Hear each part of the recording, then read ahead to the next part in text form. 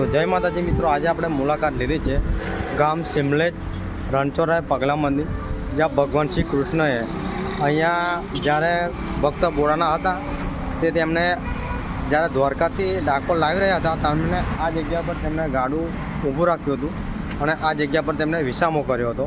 એ જગ્યા પર હું તમને લઈને આવી રહ્યો છું મિત્રો, અને હું તમને દર્શન કરાવવાનો છું મીઠા લીમડાના. બરાબર છે મિત્રો? તો જોઈ શકો છો શ્રી રણછોડરાય પગલા મંદિર, લીમડામાં એક ડારમીઠી ગામ સિમલજ. આ છે પ્રવેશ દ્વાર. તો અહીંયા થઈને અંદર જવાય છે. જો તો જેવા જ તમે અંદર પ્રવેશ કરો છો એટલે તમને પાર્કિંગ એરિયા જોવા મળે છે. તો અહીંયા તમારી બાઇક હોય તો તમારે અહીંયા પાર્કિંગમાં મૂકી દેવાની છે. અને મિત્રો કંઈક આ રીતના તમને અંદરનો વ્યૂ જોવા મળે છે, જોઈ શકો છો. એકદમ અલગ જ વ્યૂ તમને આ જગ્યા પર જોવા મળે છે અને આ જગ્યા પર તમને એકદમ આનંદનો અનુભવ થાય છે. ભગવાન શ્રી કૃષ્ણએ એ લીમડાને પકડીને તે દાન મીઠી કરી દીધી હતી. તે જગ્યા છે મિત્રો. જ્યારે ભક્ત બોડાના દ્વારકાથી ડાકોર લાવી રહ્યા હતા ભગવાન રણછોડરાય ભગવાને, તે સમયે આ જગ્યા પર ગાડું ઊભું રાખ્યું હતું અને સવારમાં વહેલા ઉઠીને આ લીમડાની દાંતાને સ્પર્શ કરીને લીમડાની દાળ મીઠી કરી હતી.